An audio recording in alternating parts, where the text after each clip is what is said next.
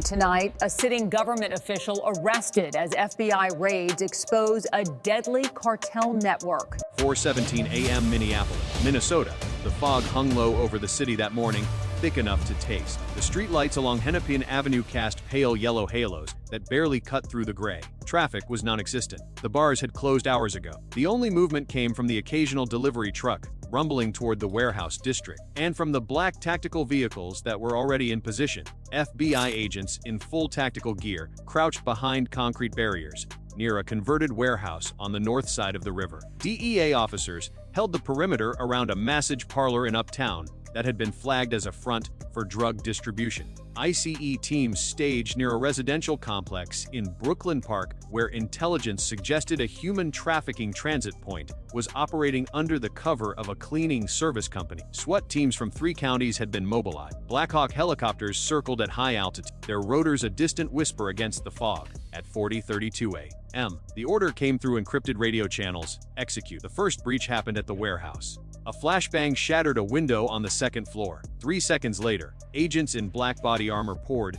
through the loading dock entrance, their rifles sweeping left and right. Inside, they found exactly what the informants had promised: a drug superlab hidden behind walls of stacked pallets, rows of industrial mixers, pill presses capable of producing 50,000 fentanyl tablets per hour. The air was thick with chemical residue. 2 men tried to run. They made it 12 feet before they were tackled and tied on the concrete floor. Simultaneously, the massage parlor in Uptown was hit. DEA agents breached through the front and rear entrances at once. Inside, they found 8 women locked in a back room. Some of them had been there for weeks. Behind a false wall in the basement, agents discovered 300 kilograms of methamphetamine packed into duffel bags, ready for distribution. The ICE operation in Brooklyn Park was the most chaotic. When agents entered the residential complex, they encountered armed resistance. 2 suspects opened fire from an upstairs window. Agents returned fire. Within 90 seconds, both shooters were neutralized. Inside the building, they found evidence of a smuggling operation that had moved hundreds of undocumented migrants through Minnesota over the past 18 months. Ledgers, photograph, payment record, and something else. In a locked room on the 3rd floor, agents discovered a steel safe bolted to the floor. When they finally cut it open, they found encrypted hard drives, dozens of them, along with paper files bearing official state letterhead. The files referenced something called Project Snowfall. They contained names, dates, and dollar amounts. They referenced patrol schedule, border crossing windows, and judicial calendar. This was not a drug bust. This was the beginning of an unraveling. 9:14 a.m., FBI Cyber Forensics Division, Chicago Field Office. The hard drives from the Minneapolis raids arrived under armed escort. Within 2 hours, a team of 12 analysts had begun the decryption process. What they found would keep them working for the next 48 hours straight. Project Snowfall was not a cartel operation in the traditional sense. It was a merger, a partnership between the Sinaloa cartel's upper Midwest distribution network and a shadow organization embedded within the Minnesota state government. The network diagram that emerged on the forensic screens looked like a spider web stretched across half the continent. At the center sat a single node labeled with initials that the analysts did not yet recognize. Radiating outward were shell companies, ghost corporations, and offshore accounts. A trucking firm based in Duluth, a restaurant supply company in Rochester, a nonprofit foundation that claimed to provide services for refugees, a logistics contractor that had won 3 consecutive state transportation bids. Money flowed through these entities like blood through veins. Cartel cash entered as donations, invoices, and consulting fees. It exited as legitimate business income, tax deductible and clean. But the money was only part of it. The files also contained operational orders, instructions for which highway way stations should experience technical difficulty on specific nights, schedules for when certain rural border checkpoints would be understaffed, lists of judges who had been identified as sympathetic, and others who had been marked for replacement. And then the analysts found the signature file. Every major operational order in Project Snowfall required digital authorization from a single source. The encryption key traced back to a private server, registered to an address in St. Paul,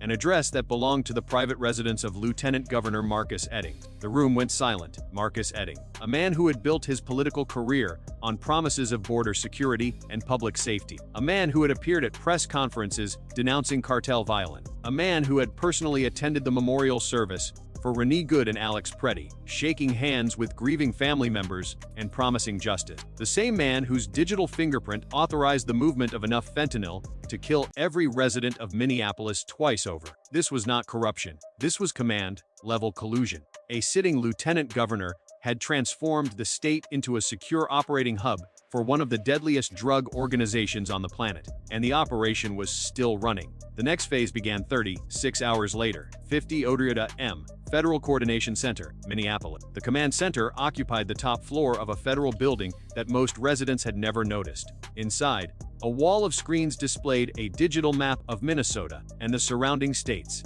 Red markers pulsed across the map, 47 of them. Each one represented a confirmed cartel asset connected to Project Snowfall. At a central console, the operation commander addressed the assembled team leaders. In the next 6 hours, we are going to dismantle an organization that has operated with impunity for almost 5 years. We have over 800 federal agents positioned across 4 states, 14 SWAT teams, air support from 3 Black Hawk helicopters and 2 fixed-wing surveillance aircraft. We have coordination with U.S. Marshals, state police units that have been vetted and cleared, and emergency medical teams standing by. He paused. Some of you are going to encounter resistance. Some of you are going to find things that will make you question everything you thought you knew about this state. Stay focused, stay professional, and remember that the people we are protecting are counting on us. At 5:17 a.m., the operation launched. The first strike hit a rural property 40 miles west of Minneapolis. Satellite imagery had identified it as a probable drug processing facility disguised as a farm equipment storage site. When agents breached the main building, they found 18 workers processing raw fentanyl powder into pills. Industrial equipment filled every corner. The seizure totaled over 800 kilograms of finished product. Simultaneously, teams hit a mansion in Edina that belonged to a businessman named Carlos Reyes. Reyes had no criminal record. He appeared in local society pages as a philanthropist and arts supporter. When agents entered his home, they found a panic room behind his bedroom closet containing $3 million in cash, a satellite phone with encrypted communications to locations in Sinaloa, and a loaded handgun. Reyes did not resist. He simply sat on his bed and waited. In Duluth, agents raided the trucking company that had been identified in the Project Snowfall files. The owner tried to destroy documents in an industrial shredder before agents stopped him. The trucks themselves contained hidden compartments capable of concealing up to 500 kilograms of narcotics per vehicle. Near the southern border of the state, teams discovered a tunnel system that no one had known existed. It ran for nearly half a mile beneath a farm property, connecting to a warehouse on the other side. The tunnel was equipped with ventilation, lighting, and a rail system for moving cargo. Agents estimated it had been operational for at least 3 years. In St. Paul, the final target was the office building where Lieutenant Governor Eddings maintained his private business operations. When agents arrived with a federal warrant, they found the office empty. Eddings had been tipped off, but he hadn't run far. U.S. Marshals apprehended him 4 hours later at a private airfield 60 miles from the city. He was carrying 2 passports, one American and one from a Central American nation that does not have an extradition treaty with the United States. He also had a briefcase containing encrypted communications equipment and contact information for cartel leadership. When asked if he understood the charges against him, Eddings said nothing. He didn't have to. The files spoke for themselves. The investigation into law enforcement corruption took another 2 weeks to complete. What federal agents discovered during that time fundamentally changed how the state of Minnesota would operate for years to come. Of the 1847 active duty police officers in Minneapolis and the surrounding jurisdictions, 43 had received direct payments from organizations connected to Project Snowfall. The payments ranged from $3,000 to over $200,000, depending on the officer's position and access. 12 sergeants were implicated, 3 precinct commanders, 2 assistant chiefs. The corruption extended to the courts as well. 7 judges across the state had received campaign contributions that could be traced back to Cartel connected shell company. 4 of those judges had presided over cases involving defendants who were later identified as cartel members. In every case, the defendants had received unusually lenient sentences or had their charges dismissed entirely. But the most devastating revelations came from the patrol record. Federal analysts discovered that on at least 23 occasions over the past 2 years, official patrol schedules had been altered to create windows of minimal coverage along specific highway roads. These windows coincided exactly with the movement of drug shipments identified in the Project Snowfall files. Someone inside the department had been coordinating with cartel logistics in real time. When agents confronted the officers responsible, several of them broke down. They described threats against their family. They described offers of money that seemed impossible to refuse. They described a system that had made compliance feel inevitable. One veteran officer, a 30-year veteran who had never taken a bribe, told investigators that he had suspected something was wrong for years. He had filed internal reports. He had raised concerns with his supervisor. Every time, his complaints had disappeared into a bureaucratic void. "I thought I was going crazy," he said.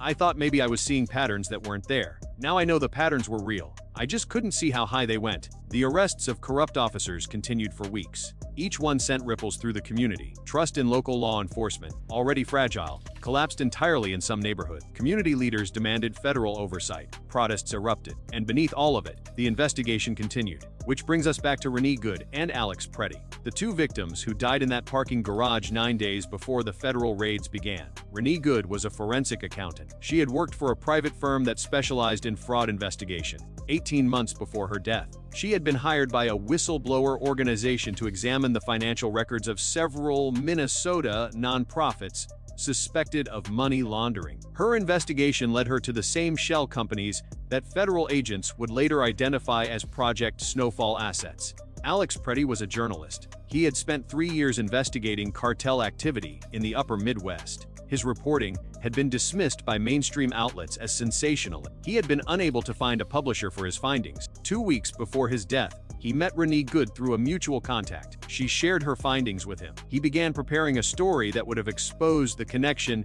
between Lieutenant Governor Edding and the Sinaloa cartel. Neither of them knew they were being watched. The surveillance footage from the parking garage showed 2 shooters approaching their vehicle. The shooters wore masks and gloves. They fired 11 rounds in total. Renee died instantly. Alex died in the hospital 4 hours later. The original investigation treated it as a robbery. Nothing was taken from the vehicle or the victims, but the case went cold within days.